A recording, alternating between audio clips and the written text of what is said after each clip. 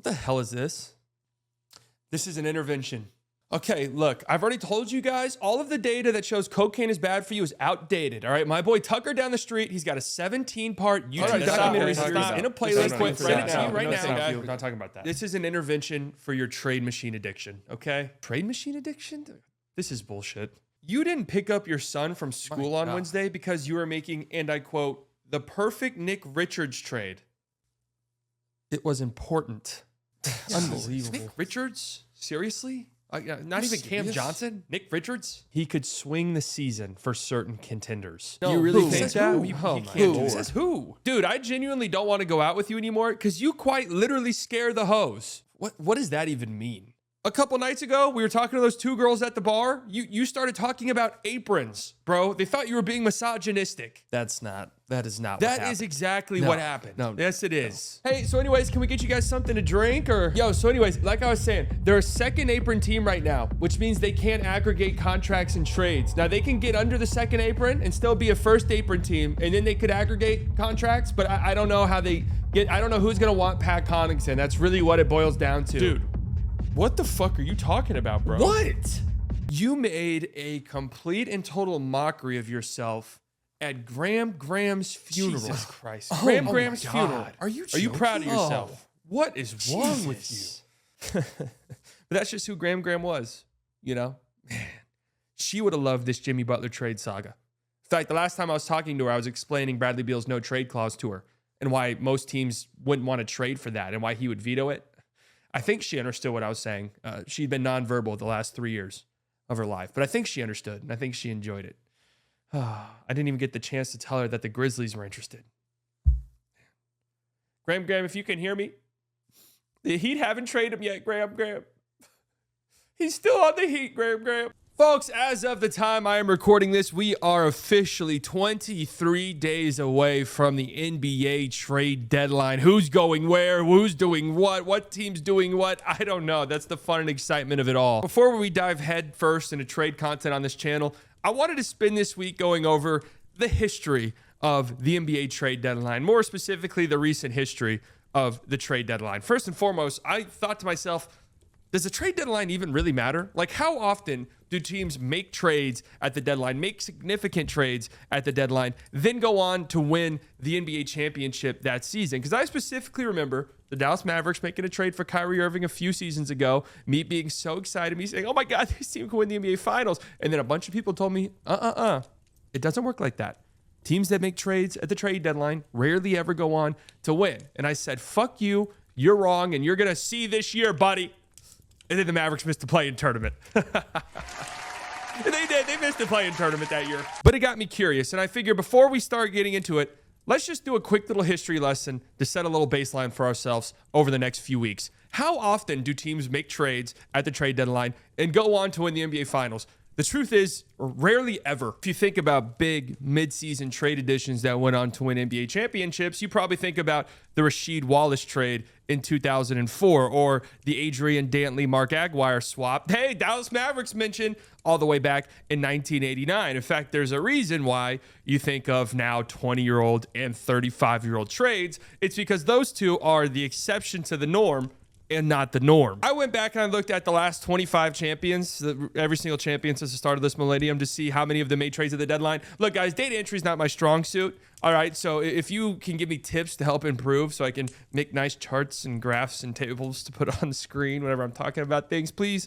feel free to let me know. I did put on my resume when I left college that I was a Microsoft Excel expert.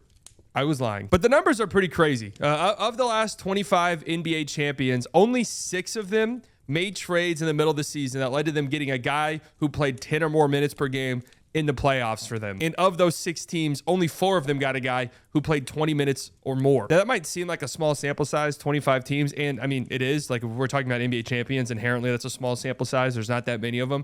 But the NBA trade deadline only started getting formally tracked 37 years ago. So this is 2/3 of the NBA champions since then. And of those 2/3, only 6 teams made trades in the middle of the season that netted them a rotation player in the playoffs. The Milwaukee Bucks sent a pick swap and a future first-round pick to the Houston Rockets in 2021 in exchange for PJ Tucker, who averaged 29 minutes per game in their postseason run, and he was Very, very important for them, picking up the opposing team's best defensive assignment pretty much every single night. The Toronto Raptors traded CJ Miles, Jonas Valanciunas, DeLon Wright, and a future second-round pick to the Memphis Grizzlies for Marc Gasol back in 2019. Marc Gasol, a little bit washed up at that point, but was still incredibly important for them. 30 minutes per game during their finals run, was a great rim presence, great interior defender still at his ripe old age, and ended up being a great defensive fit next to guys like Kawhi Leonard and Serge Ibaka. But then there's a 15-year gap. You have to go all the way back to 2005 to find a championship team that traded for a 20-minute per game postseason player for them. That was the 2005 San Antonio Spurs, who traded Malik Rose and a couple of first-round picks to the New York Knicks for Nazr Muhammad, who played 23 minutes per game in their 2005 title run. And then, of course, the Detroit Pistons in 2004, sending a couple of first-round picks out to land Rasheed Wallace, who played 35 minutes per game for them during their odd-defying championship win of 2005. One of the more crazy and memorable championship teams we've seen in quite some time. And by 2005, I mean 2004. I'm not editing that out. I mean, admittedly, I did find this pretty interesting. Am I stupid to find this interesting? I really don't know. I also find it interesting that most of these teams straight up do nothing at the trade deadline, not even making marginal moves for guys who plug in at the end of the rotation or guys who can fill in when guys get injured. Most of these teams straight up do nothing. I should add, since this is going back 25 years, the trade deadline is not what it used to be. Like, just for example, last year, there were 19 trades on trade deadline day in the week leading up to the trade deadline. That doesn't even include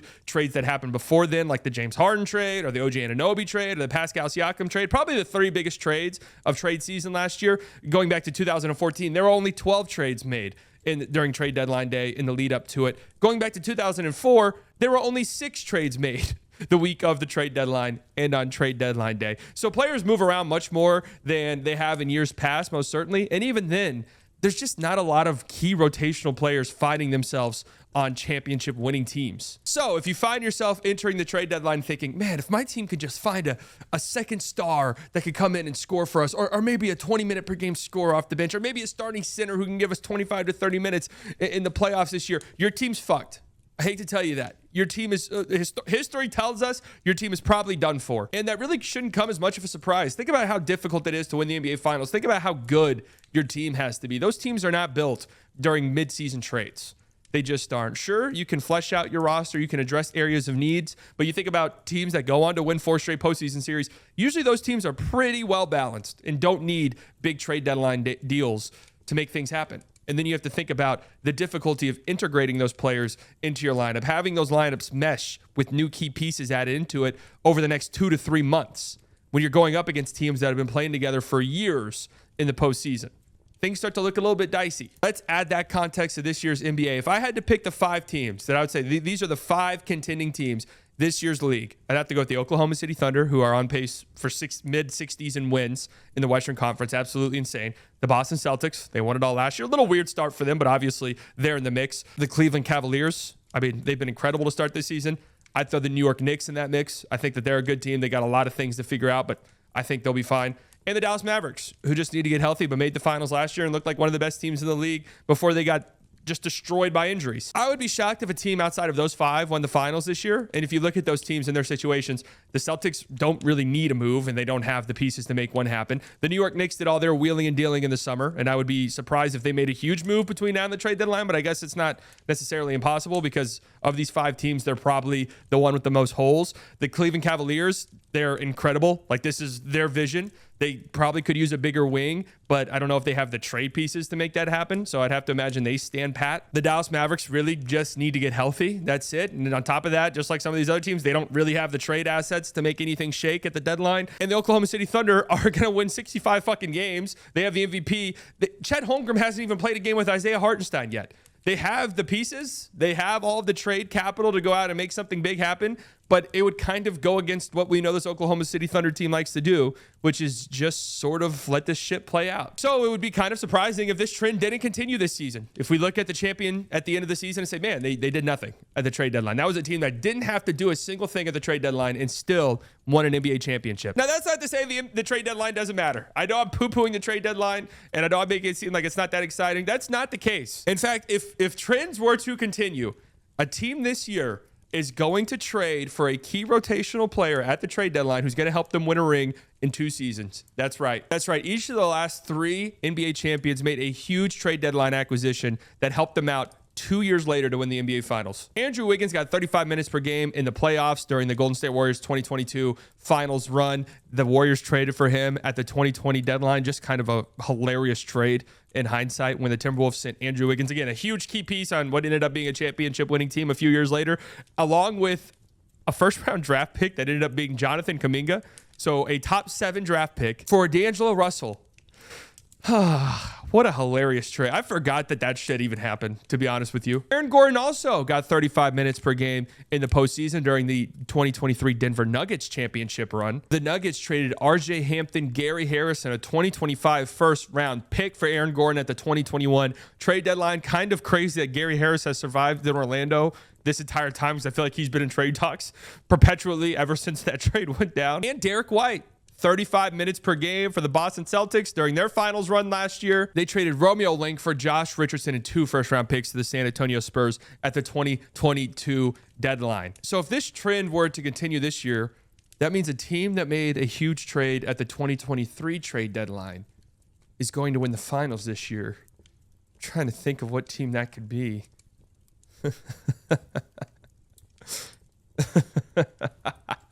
Now, interestingly enough, the same is not true for NBA Finals runners-up. Like, look, if you make the NBA Finals, you're a contender. You did everything that you needed to do to get to where you needed to be, which was the NBA Finals. That's the end goal for pretty much every single team in the league entering the season. Get to the NBA Finals. And as previously mentioned, only 6 of the last 25 champions made a trade at the deadline for a player that slotted himself into their playoff rotation. 10 of the last 25 runner-ups made trades like that, including 8 teams that made trades for guys who got 20 minutes per game or more in the playoffs for them. Think about Daniel Gafford last year for the Dallas Mavericks, PJ Washington for the Mavericks a season ago, Derek White when the Celtics made the finals in 2022. You got the Heat in 2020 going crazy at the deadline with Jay Crowder and Andre Iguodala. Then you have all of these Cavs runner-up teams. This shit was hilarious. The Cavs were just throwing shit at the wall just to see what could stick. George Hill, Jordan Clarkson, Larry Nance, Rodney Hood in the 2018 season, Kyle Korver in the 2017 season, the 2015 season where they lost to the Warriors. How about Timothy Mozgov, who got 26 minutes per game for them and was great during that playoff run. Amon Shumpert, 35 minutes per game. J.R. Smith, 31 minutes per game. Of course, one of the most infamous and impactful midseason trades we've, quite frankly, ever seen. The Pau Gasol trade in 2008 to the Los Angeles Lakers. He averaged 40 minutes per game for them in the playoffs whenever they lost to the Boston Celtics. Of course, he ended up becoming their second best player whenever they won back-to-back championships in 2009 and 2010 before the Mother's Day massacre happened on 2011, and they got swept by the Dallas Mavericks during their quest for a three-peat. We all loved it. We all loved it. I just thought this was kind of an important history lesson as we embark on trade season, as I make my trade deadline predictions, a yearly tradition here where I try to predict every single trade that'll happen at the deadline. I think I'm batting 0. I don't know if I've gotten certain players' destinations right. I'm trying to get an exact trade right. That's my goal this season. As we talk about players who can potentially make an impact on teams that fancy themselves championship contenders, the reality is the team that's going to win the NBA championship, we probably already see it. We probably already know who they are. We probably already know who their top 8, top 9 guys in the rotation are. But trades made now can be very impactful over the next 2 to 3 seasons. And that's really where the fun is, in my opinion. That's really where the juicy stuff comes. Later in the week, I want to look at the biggest moves made over the last 10 trade deadlines and try to figure out what happened to those teams that made big trades that we were all sort of excited about. How did those teams fare? Because we get that dopamine hit when big trades happen, and there could be some big trades this deadline with Jimmy Butler potentially on the move. De'Aaron Fox, there's a lot of smoke there. While these type of ginormous trades midseason are kind of is relatively new phenomena, let's go back and look at some of the past huge ginormous trades to see just how successful they are, because a lot of times they're not successful. Spoiler alert. Make sure you guys hit the like button. Make sure you guys comment. Make sure you guys are subscribed. I have one more thing to say to you before I head out. There must have been an angel by my side.